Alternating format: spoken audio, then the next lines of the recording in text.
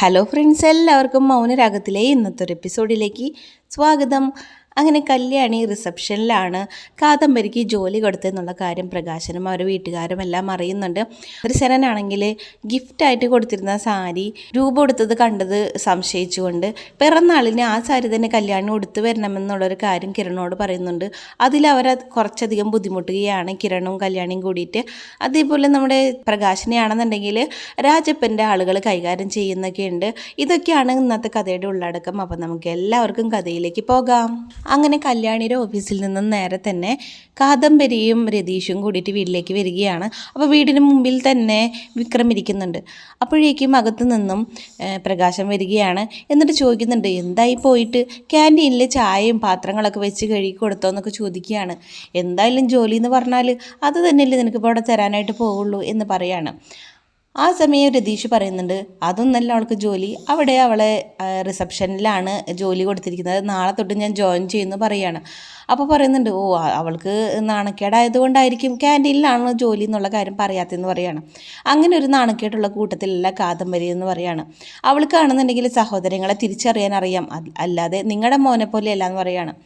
അപ്പോൾ പറയുന്നുണ്ട്, എന്നാലും നിനക്ക് റിസപ്ഷനല്ലേ ജോലി കിട്ടിയിട്ടുള്ളൂ എന്ന് പറഞ്ഞപ്പോൾ പ്രകാശനോട് പറയുകയാണ്, നിങ്ങളുടെ മോന് അതുപോലും ഇല്ലല്ലോ എന്ന് രതീഷ് കളിയാക്കുകയാണ്. അപ്പോഴേക്കും അവിടേക്ക് മുത്തശ്ശി വരുന്നുണ്ട്, എന്തായി മോളെ പോയിട്ട് ക്യാൻറ്റീനിൽ ജോലിക്ക് കയറിയോന്ന് ചോദിക്കുകയാണ്. അപ്പോൾ രതീഷ് പറയുന്നുണ്ട്, പറയാനുള്ളത് മുഴുവനും അച്ഛനോടും മോനോടായിട്ട് പറഞ്ഞിട്ടുണ്ട്, മുത്തശ്ശി വേണമെന്നുണ്ടെങ്കിൽ അവരോട് ചോദിച്ചറിഞ്ഞോളാൻ പറഞ്ഞിട്ട് അവിടെ നിന്ന് കാദംബരിയും രതീഷും നേരെ റൂമിലേക്ക് കയറി പോവുകയാണ്. അപ്പോൾ ചോദിക്കുകയാണ്, എന്താടാ മോനെ അവൾ പറഞ്ഞേന്ന് ചോദിക്കുകയാണ്. അവൾ ക്യാൻറ്റീനിലല്ല അവൾക്ക് ജോലി കൊടുത്തിരിക്കുന്നത്, ആ കമ്പനിയിലെ റിസപ്ഷനിലാണെന്ന് പറയാണ്. അപ്പം മുത്തശ്ശിക്ക് എന്താണ് സംഭവം എന്ന് മനസ്സിലായില്ല. അപ്പോൾ പറയാണ്, നമ്മളിങ്ങനെ കയറി വരുമ്പോൾ ഒരു പെണ്ണുങ്ങളൊക്കെ ഇരുത്തിയിട്ടുണ്ടാവില്ലേ അവിടുത്തെ കാര്യങ്ങളൊക്കെ പറഞ്ഞു കൊടുക്കാനായിട്ട്, അങ്ങനെ ഒരു ജോലിയാണ് അവൾക്ക് കിട്ടിയെന്ന് പറയാണ്. മാസം 15 രൂപയോളം ശമ്പളം ഉണ്ടെന്നൊക്കെ പറയുന്നതെന്ന് പറയാണ്. ഓ അപ്പോൾ അവർ കാര്യം രക്ഷപ്പെട്ടു എന്ന് പറഞ്ഞ് മുത്തശ്ശി സങ്കടപ്പെടുകയാണ്. നിൻ്റെ മോൻ ഇങ്ങനെ ഇരുന്ന് കഴിഞ്ഞിട്ടുണ്ടെങ്കിൽ ഒരു കാര്യമില്ല, അത് നമ്മൾ മനസ്സിലാക്കണമെന്ന് മുത്തശ്ശിക്ക് ചെറുതായിട്ടൊക്കെ മനസ്സിലായി തുടങ്ങിയിട്ടുണ്ട്. വിക്രമിനെ കൊണ്ടൊന്നൊരു കാര്യമില്ല എന്നുള്ളൊരു കാര്യം. മരുന്നൊക്കെ കൃത്യമായിട്ട് കഴിക്കണേ, പ്രഷറും ഷുഗറും ഒക്കെ ചെറുതായിട്ട് തുടങ്ങിയല്ലോ, ഇന്ന് സമയത്ത് ഭക്ഷണം കഴിക്കണം എന്നുള്ളൊരു മെസ്സേജാണ് വന്നിരിക്കുന്നത് രൂപയുടെ. അപ്പോൾ ഇത് കാണുമ്പോൾ ചന്ദ്രസേന ആകെ അസ്വസ്ഥനാവുന്നുണ്ട്.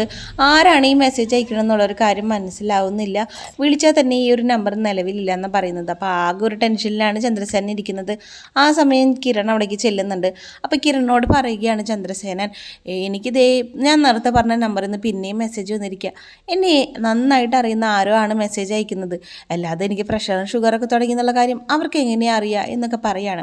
അപ്പോൾ കിരൺ അറിയാം അത് അമ്മയാണ് മെസ്സേജ് അയക്കുന്നത് എന്നുള്ളൊരു കാര്യം. അപ്പോൾ പറയാണ്, ഇനി അമ്മ തെറ്റിദ്ധാരണയൊക്കെ മാറിയിട്ട് അച്ഛൻ്റെ അടുത്ത് വരുമ്പോഴേക്കും അച്ഛനിനി വേറെ വല്ലവരൊക്കെ ഉണ്ടാവുമോ എന്ന് പറയാണ്. എടാ മോനെ, അങ്ങനെയൊന്നും മാറുന്ന മനസ്സിലടാ എൻ്റേത്, ഇത്ര നാളായിട്ട് മാറാത്തതാണോ ഇനി ഇപ്പം മാറാനായിട്ട് പോകുന്നതെന്ന് പറയാണ്. അപ്പോൾ അത് കഴിഞ്ഞപ്പോൾ ചന്ദ്രസേനൻ കിരണോട് പറയുകയാണ്, എൻ്റെ ബർത്ത്ഡേക്ക് വരുമ്പോൾ നിങ്ങളെല്ലാവരും ആ തന്ന സാരിയും ഷർട്ടൊക്കെ ഇട്ടിട്ട് വേണം വരാനായിട്ടെന്ന് പറയാണ്.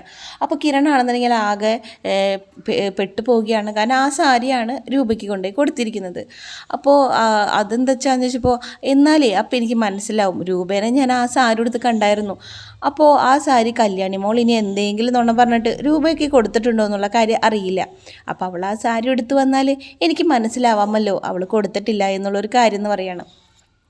അപ്പോൾ ശരിയെന്നും പറഞ്ഞിട്ട് കിരൺ അവിടെ നിന്ന് നേരെ വീട്ടിലേക്ക് ചെല്ലുകയാണ്. അങ്ങനെ ചന്ദ്രസേനൻ്റെ അടുത്ത് നിന്ന് നേരെ തന്നെ കിരൺ കല്യാണിയുടെ അടുത്തേക്ക് വരാണ്.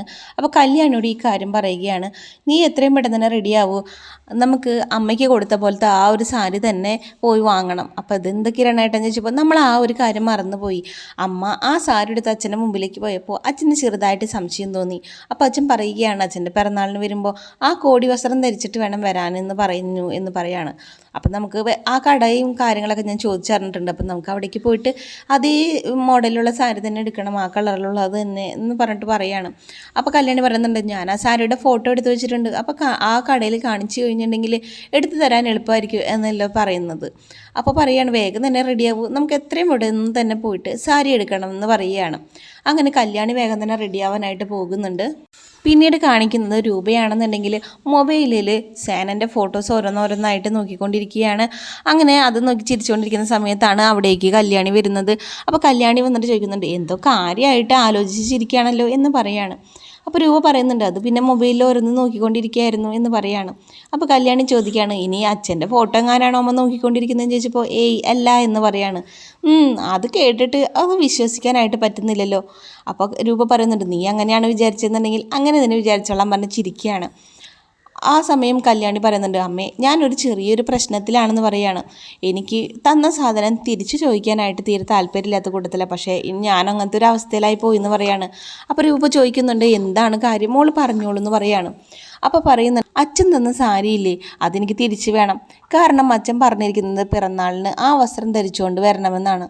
ഞാനും കിരണേട്ടനും ഒരുപാട് ടെക്സ്റ്റൈൽസിലൊക്കെ പോയി നോക്കി, പക്ഷേ അതുപോലൊരു സാരി കിട്ടിയിട്ടില്ല എന്ന് പറയാണ്.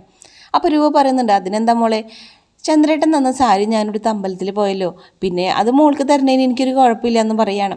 അമ്മയ്ക്ക് വിഷമമുണ്ടോ എന്ന് ചോദിച്ചപ്പോൾ അത് സാരില്ല മോളെ, മോൾ എടുത്തു കഴിഞ്ഞാൽ എനിക്കത് തിരിച്ചു തരാവുന്നതല്ലേ ഉള്ളൂ, അതുകൊണ്ട് കുഴപ്പമില്ല എന്ന് പറയാണ്. അങ്ങനെ നേരെ തന്നെ രൂപ പോയിട്ട് അങ്ങനെ ഡ്രോയറിൽ നിന്നും ആ ഒരു സാരി എടുത്തുകൊണ്ട് വരുന്നുണ്ട്. ഒരു നിധി പോലെ തന്നെ രൂപ ആ സാരി സൂക്ഷിച്ചു വെച്ചിട്ടുണ്ട്.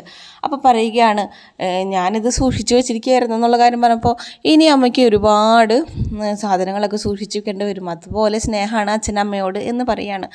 അങ്ങനെ കല്യാണി ആ സാരി വാങ്ങിച്ചുകൊണ്ട് നേരെ പോകുന്നുണ്ട്.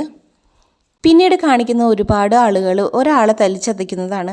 അപ്പോൾ ആ സമയത്ത് അവിടേക്ക് വണ്ടിയിൽ കല്യാണിയുടെ അമ്മയും കൂടി വരുന്നുണ്ട്. അപ്പോൾ ഇവിടുത്തെ ആൾക്കൂട്ടം കണ്ടിട്ട് കല്യാണിയുടെ അമ്മയും കല്യാണി വണ്ടി നിർത്തിയിട്ട് സംസാരിക്കുകയാണ്. എന്ത് പറ്റിയിട്ടുണ്ടല്ലോ മോളെ എന്ന് ചോദിച്ചപ്പോൾ ആരോ ആക്സിഡൻ്റ് ആയിട്ട് കിടക്കുന്നതാണെന്ന് തോന്നുന്നു എന്ന് പറഞ്ഞിട്ട് കല്യാണിയും ദീപയും കൂടി അങ്ങോട്ട് ചെല്ലുകയാണ്. അപ്പോൾ അവിടെ ചെല്ലുമ്പോഴാണ് തന്നെ രാജപ്പൻ അവൻ്റെ ആളുകളെ വെച്ചിട്ട് പ്രകാശനെ തല്ലിച്ചതയ്ക്കുന്നതാണ് കണ്ടുകൊണ്ടിരിക്കുന്നത്. അപ്പോൾ അവിടെ കൂടി നിന്നിരുന്ന ഒരു നാട്ടുകാരൻ ചോദിക്കുന്നത് എന്തിനാണ് ഈ ഒരാളെ ഒറ്റയ്ക്ക് ഇങ്ങനെ ഇട്ടിട്ട് എല്ലാവരും കൂടി തല്ലിക്കൊണ്ടിരിക്കുന്നതെന്ന് ചോദിക്കുന്നുണ്ട്. താൻ തൻ്റെ കാര്യം അന്വേഷിച്ച് പോടോ എന്ന് പറഞ്ഞിട്ട് പ്രകാശനെ അടിക്കുകയാണ്. അപ്പോൾ അത് കണ്ടുകൊണ്ടാണ് കല്യാണി അങ്ങോട്ട് വരുന്നത്. അപ്പോഴേക്കും പ്രകാശൻ്റെ ബോധം മറിഞ്ഞിരുന്നു. അത് കണ്ട് കല്യാണി ആകെ ഞെട്ടുകയാണ്. ദീപയും ആകെ ഷോക്കാവുന്നുണ്ട്. അതോട് കൂടിയിട്ട് കല്യാണിയെ കാണിച്ചുകൊണ്ട് ഇന്നത്തെ മൗനരാഗത്തിൽ എപ്പിസോഡ് തീരുകയാണ്. വീഡിയോ ഇഷ്ടപ്പെട്ടാൽ നമ്മുടെ ചാനൽ സബ്സ്ക്രൈബ് ചെയ്ത് നമ്മളെ സപ്പോർട്ട് ചെയ്യാനായിട്ട് മറക്കരുത്. സബ്സ്ക്രൈബ് ചെയ്യാത്ത കൂട്ടുകാർ നമ്മുടെ ചാനലൊന്ന് സബ്സ്ക്രൈബ് ചെയ്തിട്ട് കാണാനായിട്ട് ശ്രമിക്കണം. ഇനി ഏറ്റവും പുതിയ മൗനരാഗത്തിൽ എപ്പിസോഡായിട്ട് ഞാൻ നിങ്ങളുടെ മുമ്പിലേക്ക് വരാം. അതുവരേക്കും ബായ്.